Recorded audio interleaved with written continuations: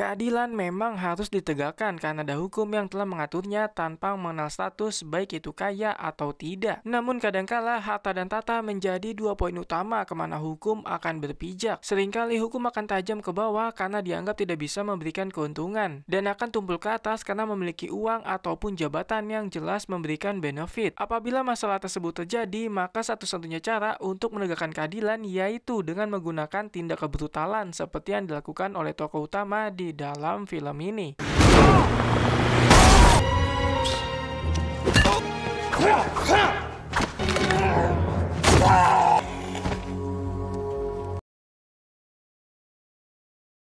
Pria tua ini bernama John. Dia adalah seorang kartel barang ilegal yang biasa dipanggil narkoboy. John bersama cucunya bernama Jack tengah menuju gudang penyimpanan barang-barang ilegal. Setibanya di sana, John dibuat kaget karena gudangnya sudah dalam keadaan berantakan tanpa adanya penjagaan. Yang ternyata semua anak buahnya sudah dalam keadaan terbunuh dengan sangat sadis. Kurang lebih ada 20-an orang yang tersungkur di tanah. Namun ada satu orang yang masih hidup karena dia baru datang sama seperti John. Lalu mereka memasuki gudang tanpa Jack yang sengaja ditinggal di mobil demi keselamatannya. Di dalam mereka melihat banyak sekali sirup marjan yang sudah berceceran di lantai. Namun ketika mereka melalui salah satu lorong, tiba-tiba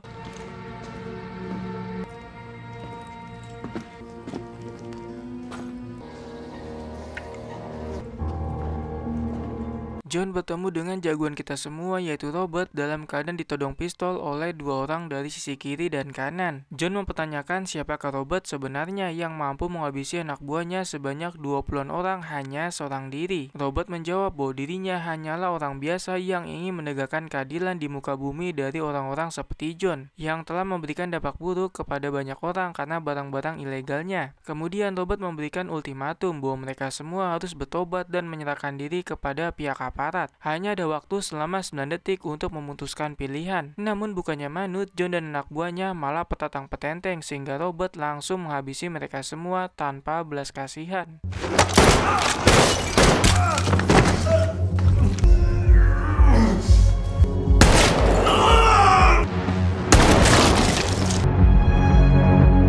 Setelah menumpas kelompok kartel, Robert keluar gudang dan bertemu dengan Jack, cucu dari almarhum John. Robert menyuruhnya untuk tetap berada di mobil lalu pergi meninggalkannya seorang diri. Pada saat berjalan membelakangi, tiba-tiba saja Jack menembak Robert hingga mengenai belakang tubuhnya. Namun Robert tidak membalas karena tidak mungkin membunuh anak kecil. Dia hanya mengancam akan menembak yang membuat Jack ketakutan lalu pergi dari sana. Tak lama Robert terjatuh karena luka tembakannya cukup fatal dan berniat untuk bunuh diri. Namun Dewi Fortuna belum ingin melihatnya mati, karena Robert harus menjalani hidupnya demi menegakkan keadilan, menggantikan aparat yang suka tidak menjalankan tugasnya dengan tidak baik.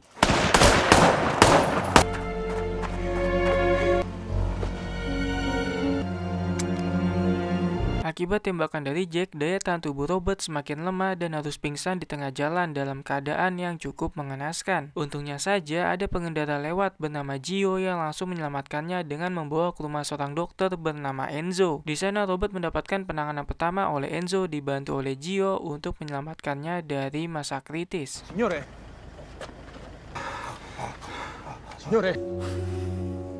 2 jam berlalu, akhirnya Robert sudah siuman dari masa kritis dengan disambut oleh Enzo yang menyampaikan bahwa dia sangatlah beruntung karena peluru yang bersarang di tubuhnya memiliki kaliber kecil. Jikalau besar, maka dia akan mati kehabisan banyak darah. Kemudian Enzo mendekat untuk bertanya apakah Robert orang baik karena ditakutkan akan ada orang jahat yang akan mencarinya setelah peristiwa ini. Namun Robert menjawab tidak tahu apakah dirinya dianggap baik atau tidak. Allora io le chiedo. I don't know, no. No. Keesokan hari, kondisi Robert kian membaik meskipun masih terasa sakit di bagian lukanya. Namun itu semua sudah sangatlah beruntung karena ada Gio dan Enzo yang mau menyelamatkan serta merawatnya. Kemudian Robert keluar dan bertemu dengan Enzo yang sedang berkebun di halaman rumah. Di sana dia baru mengetahui bahwa dirinya sedang berada di kota terpencil bernama Altamonte. Meskipun kecil, kota tersebut memiliki keindahan dan juga kenyamanan. Untuk soal keamanan tidak perlu diragukan lagi karena terpasang CCTV di setiap persimpangan jalan. Masyarakatnya juga perlu diacungi jempol karena saling tolong-menolong antar sesama. Sebagian besar orang pasti akan sangat betah tinggal di sana. Namun ada yang harus diperhatikan karena di sana tidak ada pusat perbelanjaan seperti mall dan lain sebagainya. Sì. Altamonte. Capek berjalan-jalan karena kondisi belum 100% pulih, Robert singgah terlebih dahulu di salah satu kedai. Seperti biasa, dia menggelar beberapa tisu sebelum memesan secangkir teh hangat. Hal itu dilakukan supaya meja di sana tidak kotor sehingga pelayan tidak perlu membersihkannya. Saat lagi ngeteh, tiba-tiba saja datang orang yang membawa dan menyelamatkan Robert, yaitu Gio. Gio adalah seorang polisi baik yang suka berpihak pada kebenaran, bukan pihak yang memberikan uang ataupun jabatan. Gio datang bersama putri cantiknya bernama Gabby. Mereka bukanlah penduduk asli, melainkan pendatang yang akhirnya menetap di sana karena pernah dibantu oleh Enzo. Tidak hanya mereka, banyak orang yang pernah dibantu oleh Enzo dan akhirnya menetap di sana karena memang kota Altamonte sangatlah menawan. Robert pun menyetujui hal tersebut. Lalu tak lama Gabby memberikan sebuah hadiah kepada Robert, kemudian pergi dari sana bersama dengan ayahnya Gio. Buongiorno. Dr. Enzo's a very good doctor. I parked your car behind the station. Ciao Roberto. Sehabis ngeteh, Robert kembali ke rumah Enzo. Di sana dia menghubungi agen CIA bernama Collins untuk memberitahu tentang gudang barang-barang ilegal milik John yang ada di daerah bernama Sicilia. Awalnya Collins menganggap bahwa orang yang menelpon hanyalah orang iseng saja. Namun ketika Robert memberitahu bahwa gudang tersebut habis menyelundupkan barang dari Suriah, Collins langsung memasang wajah serius karena ternyata para agen CIA sedang menangani kasus terorisme yang datang dari sana. Kemudian Collins bertanya siapakah identitas asli orang yang menelponnya. Namun Robert menjawab bahwa dirinya hanyalah orang biasa yang kebetulan melewati gudang tersebut dan menyadari ada sebuah kejanggalan. Tanpa diketahui oleh Collins bahwa orang yang menelponnya adalah Robert yang justru telah membantai pemilik gudang tersebut, yaitu John. Wine, 55. Look, buddy, Some kind of a... Just passing through. Thought it might be... that's right. Hold on. Setelah menghubungi Collins dari CIA, Robert teringat dengan almarhumah sahabatnya yaitu Susan yang telah meninggal karena dibunuh pada film kedua. Susan pernah mengingatkan bahwa jika mempunyai kemampuan untuk melakukan sesuatu, maka lakukanlah. Dengan alasan tersebut, Robert membantai kartel John dan para anak buahnya. Karena jikalau menunggu pihak aparat akan lama dan akan semakin banyak orang yang tercandu-candu dengan barang ilegal.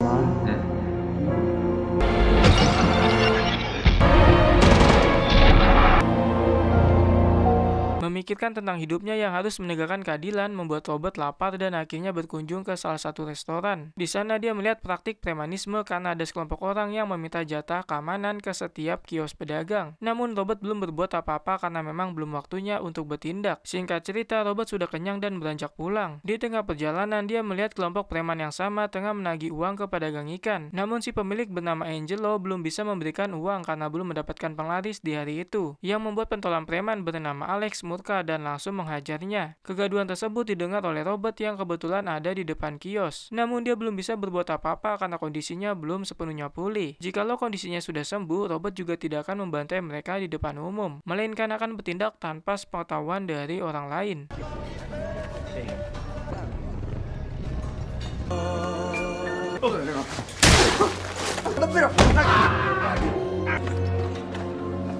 Ternyata pentolan preman sesungguhnya bukanlah Alex, melainkan seorang pria bernama Vincent yang menjabat sebagai pentolan paling ditakuti seantero kota Altamonte. Vincent bersama anak buahnya tengah membujuk para warga agar rumah mereka mau dijual karena daerah itu akan dibangun pusat perbelanjaan dan hotel. Sebagian besar warga mau menjualnya, namun ada keluarga yang tidak ingin menjual karena tanah tersebut adalah tanah kelahiran mereka. Sehingga Vincent sangat murka lalu menyuruh anak buahnya untuk membunuh salah satu anggota keluarga yang menolak, di mana peristiwa tersebut disaksikan oleh Alex yang ternyata adalah anak buah sekaligus saudara laki-laki dari Vincent. Mereka adalah saudara yang sangat edan karena bergerak di bidang yang sama, yaitu kriminalisme. Namun otak besar dari kelompok mereka adalah Vincent yang memiliki banyak rencana jahat yang merugikan masyarakat, dan hanya mereka lah yang diuntungkan.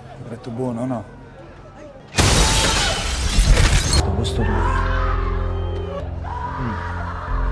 Jika ada yang jahat, pasti ada juga yang baik, seperti Enzo yang sedang makan bersama dengan Robert. Robert mengatakan bahwa dirinya akan pergi ke pasar untuk membeli beberapa barang, di mana Enzo langsung nitip seekor ikan makanan kesukaannya. Singkat cerita, Robert sudah berada di toko ikan milik Angelo dan membeli beberapa jenis iwak. Namun pada saat ingin membayar, Angelo menolak karena tahu bahwa ikan itu diperuntukkan untuk Enzo, orang baik yang selama ini sering membantu masyarakat Altamonte. Lalu tak lama Robert bertemu dengan seorang wanita cantik bernama Amina yang terlihat memiliki ketertarikan terhadapnya. For grilled, for roast. Piccolo. Sì. Buongiorno Angelo, Ciao Amina, tu sei un amico di Enzo, non ti posso No, far that I understand. sono accesi, non spenti. Di sisi lain, Colin bersama rekannya bernama Mike serta agen CIA yang lain tengah menginvestigasi gudang Sicilia yang sebelumnya diberitahu oleh Robert melalui telepon. Tempat itu adalah penyimpanan barang-barang ilegal milik kartel John yang sebelumnya dibantai oleh Robert pada awal film. Di sana, Collins dan Mike menemukan pasokan narkoba yang diselundupkan dari Suriah. Tentu mereka akan berpikir bahwa serangan terorisme yang terjadi juga disebabkan oleh pihak yang sama. Di sana mereka juga menemukan beberapa senjata tajam, sisa-sisa pembantaian karena ada bercak sirup marjan. Namun anehnya, mereka hanya menemukan satu sidik jari di setiap sajam yang menyimpulkan bahwa pembantaian dilakukan oleh satu orang saja. Mungkin terdengar sangat tidak masuk akal karena mereka belum mengetahui bahwa Robert adalah orang yang mampu melakukan itu semua.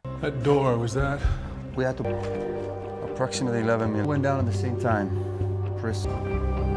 Multiple bodies, only one set of prints. Robert sendiri tengah dirawat oleh Enzo dan dapat disimpulkan bahwa kondisinya semakin kesini semakin kesana. Bisa dikatakan bahwa kondisi Robert sudah 89,5% membaik sehingga tidak membutuhkan tongkat ketika berjalan. Namun ada satu hal yang membuatnya aneh, yaitu alasan Enzo yang mau membantunya sampai seperti sekarang ini. Karena ternyata Enzo mempunyai feeling bahwa Robert adalah orang baik yang pantas mendapatkan pertolongan. I mean, when I come here, you am I a good man or bad man? You ask me. Only a good man would have said that.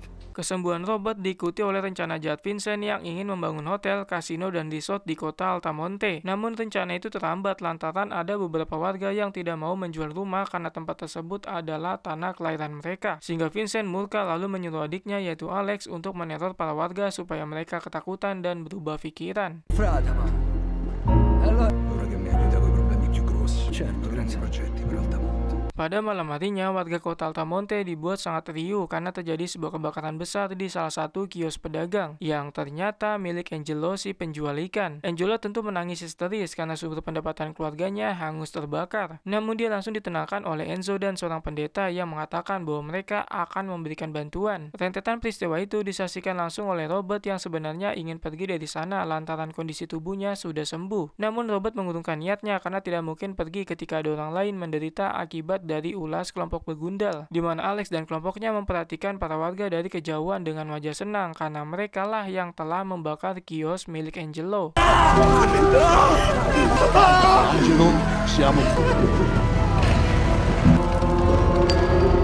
Para warga saling gotong royong membersihkan sisa-sisa barang yang telah gosong dimakan si jago merah, termasuk Robert yang ikut berpartisipasi di dalamnya. Sedangkan pihak kepolisian terkhusus pada Gio sedang mencari dalang yang membakar kios milik Angelo. Ditemukan sebuah rekaman CCTV yang ternyata si pelaku pembakaran menggunakan mobil van, sehingga Gio langsung menghubungi divisi Intel untuk mencari tahu siapa pemilik mobil tersebut.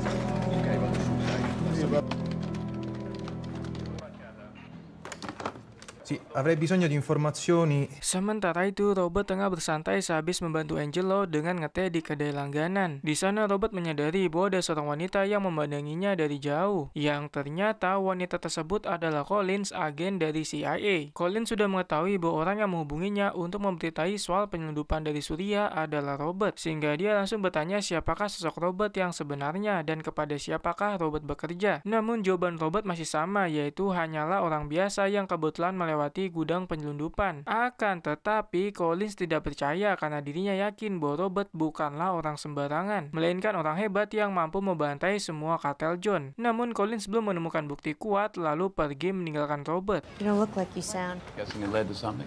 You don't want to play games with me. I'm retired. Call. Di sisi lain, Gio sedang menunggu anaknya yaitu Gaby pulang sekolah. Namun tiba-tiba ada seorang pria tak dikenal yang menghubunginya untuk memberitahu bahwa Gaby sudah pulang lebih awal. Di mana hal tersebut membuat Gio panik lalu berlari menuju ke rumah untuk memastikan bahwa sang anak baik-baik saja. Tibanya di rumah sudah ada kelompok begundal yang dipimpin oleh Alex. Alex sudah mengetahui bahwa Gio sedang menyelidiki kasus pembakaran kios milik Angelo. Karena ternyata kelompok mereka memiliki orang dalam polisi korup yang bekerja padanya. Sehingga Alex langsung mengancam akan membunuh keluarga Gio jikalau masih berani mengusut dan mengganggu kelompok mereka. Tidak hanya itu, Alex juga mengajar Gio di depan istri dan anaknya. Sai che non c'eravamo amici pure là. E che ora dobbiamo aspettare un weekend che venisse di Ti fa male, capito? Si fa.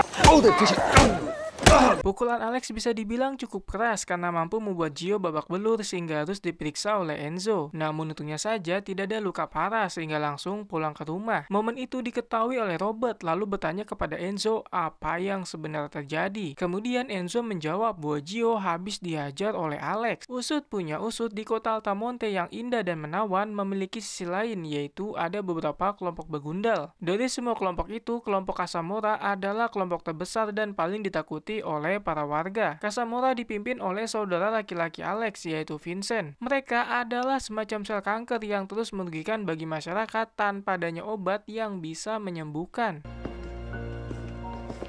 What happened to Joe? Happens in many towns. They're like cancer. Pada malam hari, di saat Gio bersama keluarga sedang makan di salah satu restoran di kota Altamonte, datang Alex bersama kelompok begundalnya untuk mengintimidasi Gio supaya mau bekerja padanya. Rencananya Alex menyuruh Gio untuk pergi ke Somalia mencari kapal gelap yang bisa menyelundupkan barang-barang ilegal. Jika tidak mau, maka keluarganya akan dibunuh. Namun belum menjawab iya, ada Robert yang memperhatikan Alex dari jauh dengan tatapan mata yang seakan-akan mengancam. Di mana hal tersebut disadari oleh Alex yang langsung mendatanginya dengan maksud mengecam Robert. Namun Robert tidak takut sedikit pun dan malah mengecam balik bahwa dirinya akan melakukan suatu hal jikalau Alex dan kelompok begundalnya berani melakukan hal buruk kepada siapapun di kota Altamonte. Tapi bukannya manut, Alex malah tertawa sebab menganggap bahwa Robert hanyalah pria tua yang tidak bisa berbuat apa-apa selain mengancam. Sehingga pada saat itu juga Robert langsung memberikan sedikit pelajaran dengan meremas tangan Alex sampai jengat-jengat kesakitan. Kemudian Robert kembali memperingatkan satu kali lagi bahwa Alex dan kelompoknya akan mendapatkan pelajaran yang lebih pedih dari hal ini jika masih berani macam-macam dengan para warga, terkhusus pada Gio. You like being in other people's business. That everything in life, I'm really beginning to like this. Want that. They don't want that. Bukan Alex namanya jika lo masih tahu, tapi malah Batu karena dia bersama kelompok begundalnya akan kembali menyerang Robert pada tengah malam demi balas dendam. Namun Robert sudah menyadari hal tersebut dengan mendatangi mereka lalu membantainya satu persatu dengan sangat brutal. Dari semua pembantaian, Alex adalah satu-satunya orang yang dihabisi dengan sangat bengis oleh Robert, yaitu dipatahkan di bagian persendian tangan lalu menusuknya menggunakan sebilah pisau beberapa kali hingga koit.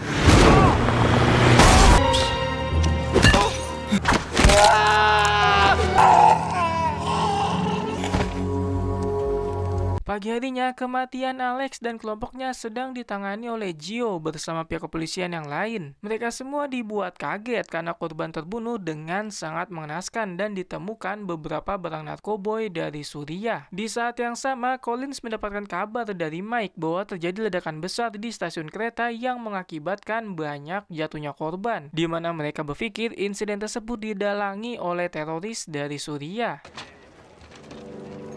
Devo mandare la... Hey.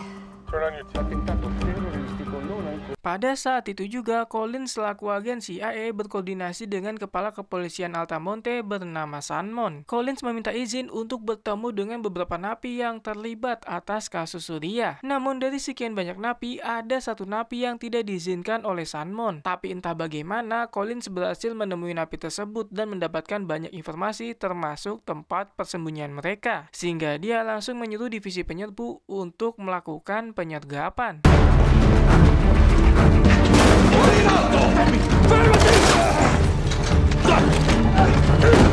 Rupa-rupanya Sanmon adalah kepala kepolisian korup yang sudah bekerja pada Vincent sejak lama. Sanmon memberitahu bahwa ada seorang agen CIA yaitu Collins tengah menyelidiki kasus bom yang terjadi di stasiun kereta. Collins adalah agen cerdas yang mungkin saja akan menemukan dalang dari kasus tersebut. Yang ternyata dalang dari semua insiden yang terjadi adalah Camorra, kelompok begundal yang dipimpin oleh Vincent, bukan dari Suriah. Sanmon meminta kepada Vincent untuk tiarap terlebih dahulu tidak melakukan tindak kriminal apapun apapun karena kondisinya sedang berbahaya. Namun Vincent menolak karena rencananya membangun kasino, tempat hiburan dan lain sebagainya akan mendatangkan banyak cuan, sehingga dia langsung menyuruh Sanmon untuk mengurus Colin supaya tidak bertindak lebih jauh lagi. Akan tetapi Sanmon menolak karena takut kebusukannya akan terbongkar, yang pada akhirnya membuat Vincent murka lalu memotong salah satu tangan Sanmon hingga putus. Rupa-rupanya Sanmon salah memilih waktu yang tepat untuk menolak karena pada saat itu Vincent masih berduka atas kematian saudara laki-lakinya yaitu Alex yang telah dibunuh oleh Robert. Scoprirà che non sono stati terroristi. Se non me la fossi accattata di che la roba.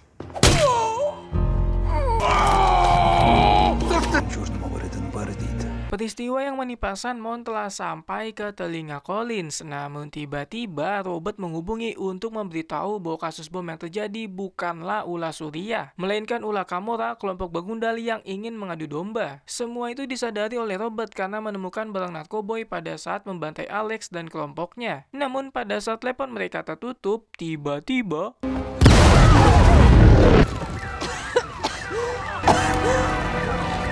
untungnya saja Collins masih bisa selamat dari ledakan berkat Robert yang menghubunginya. Jikalau tidak, bisa dipastikan bahwa Collins akan mati terbakar hangus di dalam mobilnya yang meledak. Kemudian dia langsung dibawakan ke rumah sakit untuk mendapatkan pertolongan pertama. Di sana Collins memberitahu Mike bahwa kasus yang selama ini mereka tangani bukanlah ulah Surya, melainkan ulah Kamora yang dipimpin oleh Vincent.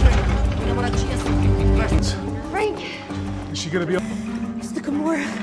Sedangkan Vincent sendiri tengah konvoi bersama pasukannya menuju pusat kota di Altamonte. Di sana dia membawa Gio sembari berteriak akan membunuhnya apabila tidak ada warga yang mau menyerahkan pelaku yang telah membunuh adiknya yaitu Alex. Mendengar hal tersebut, semua warga keluar dari rumah masing-masing, namun hanya bisa terdiam karena memang tidak mengetahui siapa pelakunya. Sampai akhirnya Vincent menembak telinga Gio hingga mengeluarkan sirup marjan yang membuat para warga histeris. Di saat momen itu, tiba-tiba saja terdengar suara dari kejauhan yang mengaku bahwa dirinya adalah pelaku yang membunuh Alex. Tak lain tak bukan, orang tersebut adalah Robert yang terpaksa mengakui demi menghindari jatuhnya korban yang tak bersalah. Robert menjelaskan bahwa dirinya terpaksa membunuh Alex karena demi melindungi warga kota Altamonte dari penindasan. Apabila Vincent ingin melakukan balas dendam, maka dia bisa membunuhnya, tapi jangan di depan warga. Namun Vincent tak peduli dan langsung menodong pistol tepat ke arah Robert. Tapi tiba-tiba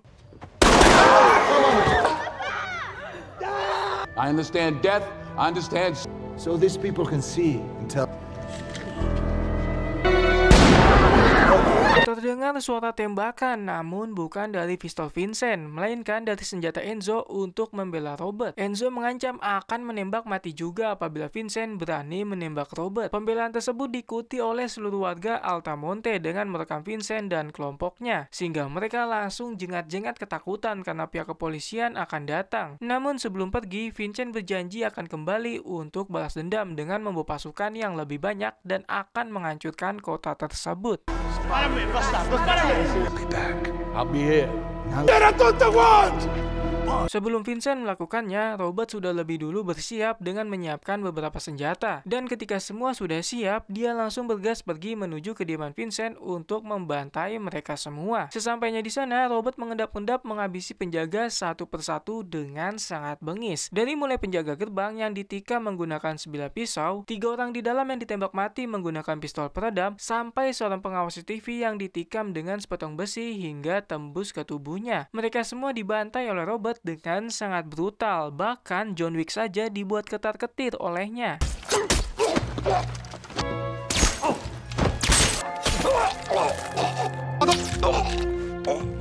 Vincent sendiri tengah asik bobo tanpa mengetahui apa yang sebenarnya terjadi di luar. Tapi tak lama dia terbangun lantaran mendapati wajahnya ketetesan sirup marjan yang membuatnya panik tak karuan. Namun yang membuatnya lebih ketar-ketir adalah ketika ada seorang penjaganya yang jatuh dari atas plafon dalam keadaan terbunuh. Di mana hal tersebut membuat Vincent was-was lalu keluar kamar untuk mengecek apa yang sebenarnya terjadi. Di luar dia dibuat sangat kaget karena melihat semua anak buahnya sudah mati dengan sangat mengenaskan, hingga membuatnya sangat frustasi kemudian menembak ke segala arah. Di saat momen itulah Robert keluar dan langsung mengajar Vincent hingga pingsan tidak sadarkan diri.